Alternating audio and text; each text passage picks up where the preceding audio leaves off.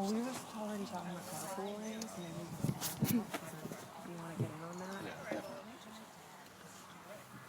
Did you book a hotel room yet? Okay. Because What do you think I can do? as of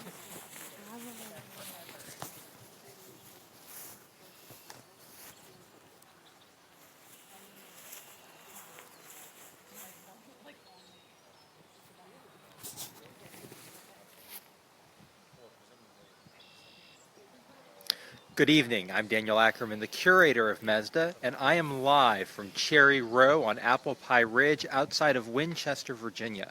It's been a busy day with our MESDA Summer Institute today as we began in Hagerstown, Maryland, followed by Sharpsburg, followed by Shepherdstown, followed by Harpers Ferry, and finally ending the day back in the Commonwealth of Virginia. This evening, I'll be talking to Kate Hughes, one of our Summer Institute students, a two-time Summer Institute student, about her experience today, particularly visiting Piedmont, where her project is based. I'll also talk to Nick Powers. Nick is the curator of the Museum of the Shenandoah Valley and a three-time MESDA Summer Institute student. Before I talk to Kate, I do want to say that if you appreciate what we're doing, the storytelling from the road and bringing you along with the Great Wagon Road, please consider making a gift to MESDA Match. Just go to www.mesda.org/match. And continue to follow our campaign over the next 3 weeks as we try to raise $40,000. I'm going to walk over to Kate now.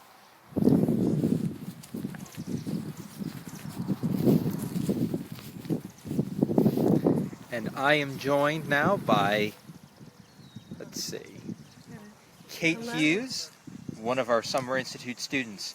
Kate, this is your second Summer Institute, correct? It is. It is my second Summer Institute. I was with MESDA Summer Institute last summer studying the Chesapeake, which was an incredible, life-changing career directing experience, and I am so thrilled to be back again this summer studying the backcountry and the Great Wagon Road. Kate, tell me a little bit about what your project is this summer.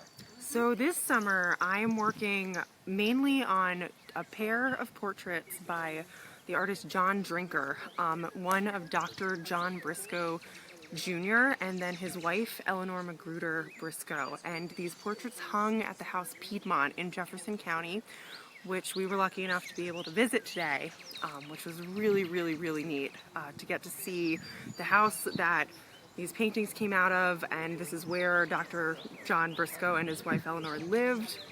And it was where they were living when the portraits were painted circa 1800 by John Drinker, who is an artist who actually came down from Philadelphia down into Jefferson County and West Virginia area and counties nearby on the Great Wagon Road, presumably, around 1800. So, Kate, what would you say we're now a week and change into the Summer Institute. This is your second Summer Institute. What would you say has been your biggest surprise this summer so far? This summer, I would say last summer I was lucky in a way to not have that much information to start with, so I had a lot to find out, and I say lucky only because by the end of the 4 weeks, I had found the information I was looking for, and I felt great that I'd been able to find it. And this summer, I wasn't expecting to be able to have so much information to start with, which has been a bit challenging in ways to then I want to be able to find my own angle to speak about for my presentation and kind of delve into on my own, so that's been, I feel like, a great experience so far to be able to kind of really work on that aspect of my own research, and I do feel like I'm getting there with my presentation. I'm really excited to see what comes out of it in another 2.5 weeks-ish. And Kate, I know our viewers will be excited to keep following your research, to keep following us along the Great Wagon Road. Mm-hmm. Before I let you go back and finish your dinner, is there anything else you'd like to say about sort of the power of the Summer Institute and the experience of getting to do this kind of thing? So I really would say, especially after last summer, I really came out of the whole experience saying, if you ever need a spokesperson for MESDA Summer Institute, please call me, because I cannot stress enough the incredible opportunity I was given when I was able to attend the Institute last summer, and it truly refocused my entire professional career of what I wanted my future to hold, where I wanted to go with my own research and my my experience in museums and with decorative arts material culture, particularly in the South, and I just meeting the people I've met, the professional contacts I've made, the places I've been able to go because of Institute, and then honestly just the MESDA staff and the MESDA collection, and being able to be surrounded and working with them for 4 weeks is the most incredible experience for a young professional and a young scholar. So I cannot stress enough how important MESDA Summer Institute is to young professionals like myself. Thank you very much, Kate. You heard it from Kate directly how important MESDA Summer Institute is and how your gift to MESDA Match can help us reach our goal and continue to do what we do, which is train the next generation of students and scholars of Southern material culture. Now, we are so delighted tonight to actually be coming live from one of my favorite houses in the Valley, Cherry Row. Cherry Row is on Apple Pie Ridge, and it is behind me.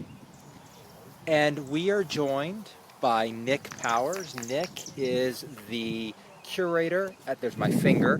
Nick is the curator at the Museum of the Shenandoah Valley, where he is in charge of their remarkable collection of early material from the Valley. But he is also one of the longtime residents here at Cherry Row. I am indeed. Nick, tell me how long you've lived in this house. We moved into Cherry Row the summer of 2001 when I was going into 6th grade. So in many ways, I grew up with this house. And you grew up with this house, and then I remember my first time meeting you was when we brought our MESDA Summer Institute here. I think it was either Summer Institute or a friends group, one of the two, yeah. And we came and we visited, and it really is a restoration, always in progress. Oh yeah. As with any historic house, there's always something to be done, but that also means there's always a new discovery to be found. So tell us a little bit about the house. So Cherry Row is one of the first brick homes built in Frederick County. It's a Quaker house through and through, built by David and Mary Hollingsworth Lupton, two of the earliest Quaker families in this area coming down from Pennsylvania. So in many ways, this is a fitting into the first day in Virginia on the Great Wagon Road, with two families, the Luptons coming from Bucks County, Pennsylvania, and the Hollingsworths coming from Newcastle County, Delaware. And those connections that are achieved through marriage, through meetings, through business contacts, culminate in houses like Cherry Row. We're actually on Apple Pie Ridge, just a few miles away from the Hopewell Meeting House, the monthly meeting house. So we're kind of on the spine of Quaker culture in the northern end of the valley, at least. The Quakers were really present throughout the valley. Now, Nick, you grew up here in this incredible house, doing everything from cleaning it out to watching, dealing with rain pouring in as your parents restored this with you as a child. Remember, you were a student at JMU when we first met, and you were trying to figure out what you wanted to do. And I remember you were one of the first undergraduates in recent memory we invited you to the MESDA Summer Institute. And then you came back. You came back and you did it 3 times. I did. Tell me a little bit what you got out of the MESDA Summer Institute. Summer Institute changed the direction of my life. As Daniel said, I was an undergraduate student. I was a history major, but I didn't quite know what I wanted to do at that point.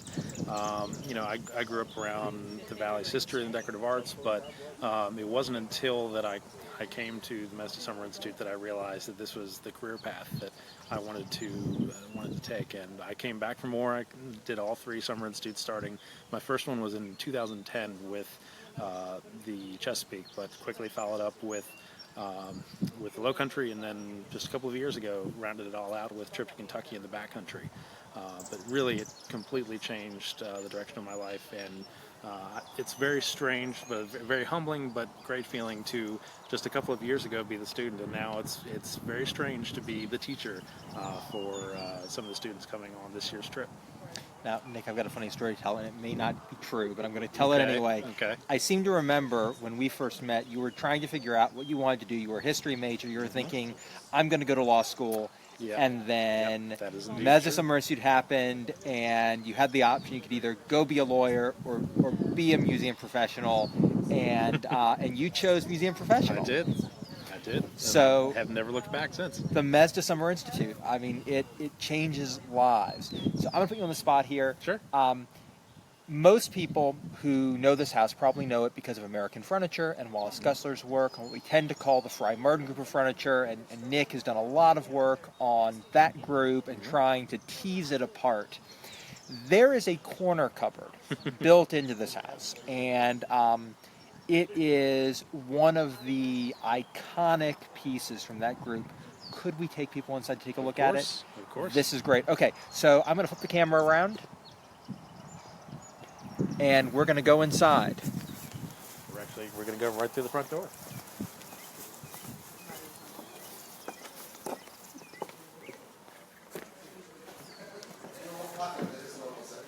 We are now inside Cherry Row. You'll see a reproduction of the famous high chest that Colonial Williamsburg owns, that is on loan to us at MESDA. And here is probably one of the most iconic pieces of Southern furniture. And it's so important because, I mean, Nick, correct me if I'm wrong, I mean, it's never been moved. It has been there since the day it was made. Absolutely. When we were first looking to move into this house, we jokingly said that we bought a house around a corner cupboard. It's actually probably the only one that is still in its original context that we know. It's one of probably four. One of the great examples of cherry corner cupboard is in the collection of Colonial Williamsburg. And what's really interesting is we're slowly moving towards taking this corner cupboard back to its original grain painting. We're lucky enough to know through receipts that this was not only made for a Quaker household, but it was also probably grain painted by a Quaker, Robert English, who's the receipt for which his work survives in the collection at Swarthmore College up in Pennsylvania. So we can only imagine what the color scheme underneath is here. We've taken a few looks. Seems to be a little bit of a kind of Prussian blue, probably some grain painting as well. And actually a lot of this house was grain painted when it was first built. Bring this camera back around to us, if I can. There we go. You know, this whole trip is about questioning assumptions, whether it's questioning what Pennsylvania German looks like, what's being made by the Scotch Irish, or here, this idea that the Quakers are so incredibly plain because, you know, this is not a plain house. No. And you can only imagine the exuberance behind that cupboard. Well, we should get back to the students. We've given them a good 15 minutes to eat. We're going to be doing a collection study with them in just a few minutes. And we're going to let you go back to what you were doing at home. But Nick, I want to thank you for joining me here at Cherry Row and letting us take some people on a virtual tour. And I just want to conclude tonight by saying that I hope you enjoy what we've been doing here with MESDA Summer Institute, taking you along with our students as we travel up and down the Great Wagon Road. What we do really is important. As Nick and Kate have said, it has the ability to be life-changing. We tell the story of the South, and we can't do that without your help. So take a moment now, visit www.mesdamatch.org, mesda.org/match. It's www.mesda.org/match to show your appreciation and your support of our mission and what we do every day. And if you'd like, even give us the ability to give you a shout out through social media. Keep watching tomorrow. We'll be coming to you live from Winchester after a day of collection studies in and around that city. And follow us as well on Instagram and Facebook. Tell us why MESDA matters to you and use the hashtag MESDAMatch.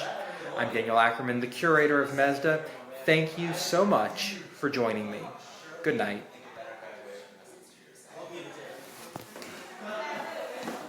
It's really cool.